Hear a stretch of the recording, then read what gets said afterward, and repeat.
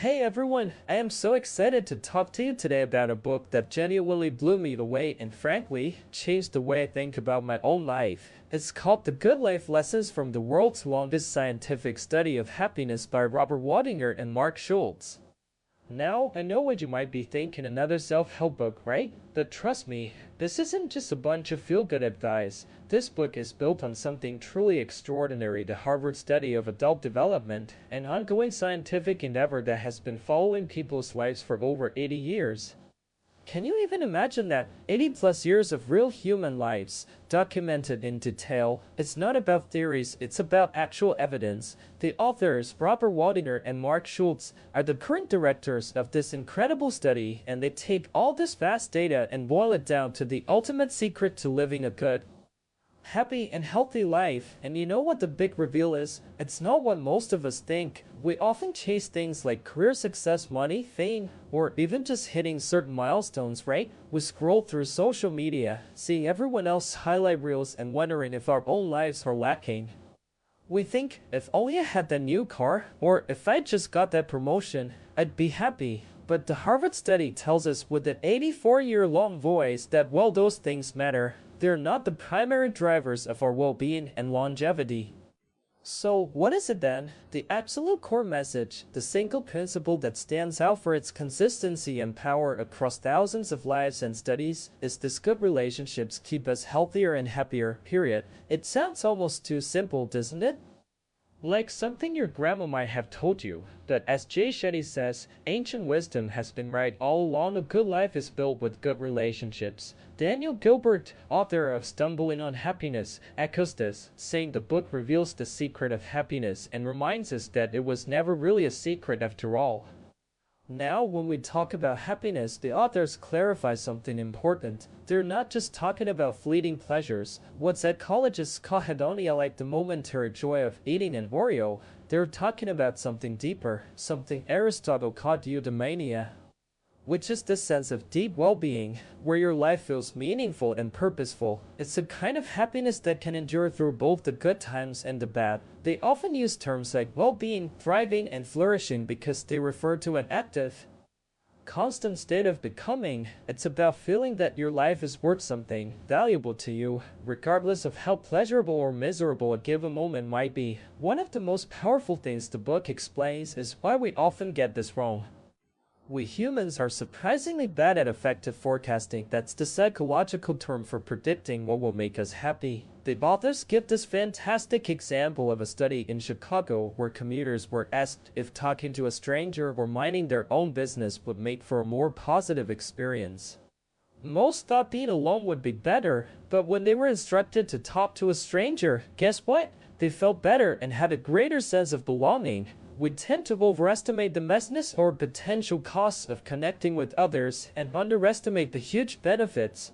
Our culture, too, subtly nudges us towards visible, quantifiable successes like money and status, making us forget the harder to measure but infinitely more valuable aspects of relationships. Money can provide security and freedom, but beyond a certain point, around $75.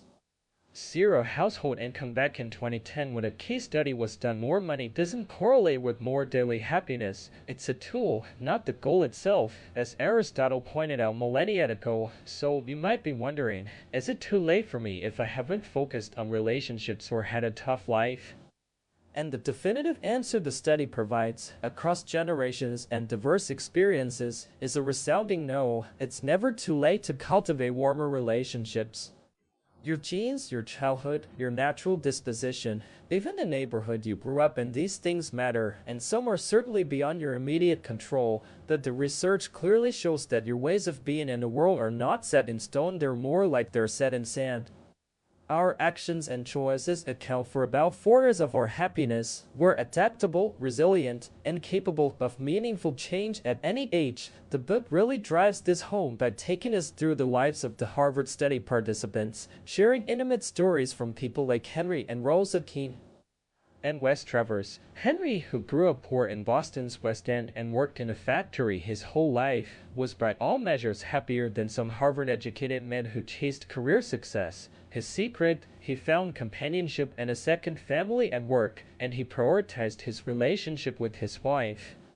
Rosa, their story, and so many others illustrate how relationships are not just a nice to have, but truly protective of both mind and body. The people most satisfied in their relationships at age 50 were the healthiest, both mentally and physically. At age 80, think about that, not cholesterol levels, but relationship satisfaction. The authors introduced the concept of social fitness, emphasizing that just like our physical health, our relationships need consistent effort and exercise to stay in good shape. They provide practical tools, like charting your social universe. It's a simple exercise list of people who populate your social world, not just the important ones, but anyone who affects you day to day, good or bad. Then, for each person, ask yourself 2 questions. How does this relationship make me feel energized or depleting? And how often does it happen?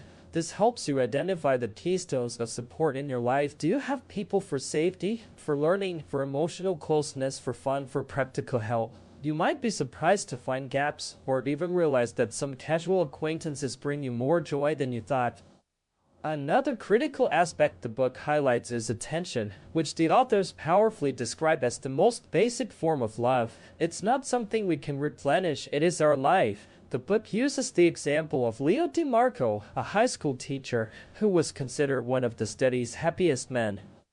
He was incredibly busy, but he made his time with his family count. He paid attention, he listened, he asked questions, and he helped whenever he could. His fishing trips with his kids, where he was fully present, created lasting memories, even in our modern, distraction-filled world. The effective solutions for nourishing relationships, devoting time and attention in the present moment were the same as they are today. A wandering mind is an unhappy mind. By consciously bringing our attention to the present moment, especially to the people around us, we feel more alive. The authors recommend asking yourself, what's here that I've never noticed before? Applying this to both your environment and the people you interact with. It's about radical curiosity and presence. And what about those challenging moments, the disagreements, the times when relationships get messy? The book introduces a super helpful framework called the WXEGAR model: watch, interpret, select, engage, reflect. It's designed to slow down our automatic knee-jerk reactions to emotional situations. Watch, observe the situation, the other person, and your own emerging feelings. What haven't you considered? Interpret, understand what's truly at stake for you. Why are you getting emotional? Challenge your assumptions. What might I be overlooking here? Select, clarify your goals, and choose a strategy. What do you want to accomplish? Engage, implement your chosen strategy skillfully. Reflect, look back, and learn from your response. What did you do well? What would you do differently? This model helps us move from simply reacting to thoughtfully responding, allowing light to get in through the cracks of difficulty. The book doesn't shy away from complex topics like family relationships, which are often complicated. Our childhood experiences leave tangible impressions on us, and this is another incredibly hopeful message, childhood is not your fate. People from difficult childhoods in the study were able to thrive later in life by learning to trust and connect. The capacity to process emotions is malleable, meaning we can learn to manage our feelings better at any age. Regular family dinners, even if just 15 minutes, can be incredibly beneficial for connection and children's well-being. And remembering and sharing family stories can deepen bonds across generations. Even work, where we spend a massive amount of our waking lives, the average worker spends about 13 years at work over their lifetime, is a crucial arena for relationships. The authors argue that we often overlook the impact our work relationships have on our well-being. Loneliness at work is a real problem, especially with remote work and the gig economy. But just like in personal relationships, small efforts can make a big difference. Reaching out to a coworker, offering help, or even just having a genuinely curious conversation can turn a depleting workday into an energizing one.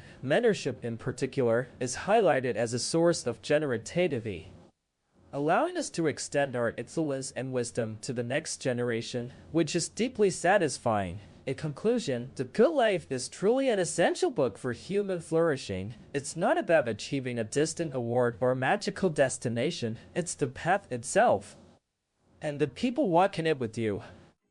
The message is incredibly clear. Based on decades of rigorous science, good relationships keep us happier, healthier, and help us live longer. This isn't just true for one type of person or one culture, it's a universal truth. So what can you do with this powerful information? The author's final simple yet profound advice is this: think about one person who is important to you, who might not know how much they mean to you. It could be anyone, a spouse, a friend, a coworker, a family member. Think about what you would thank them for if you thought you would never see them again.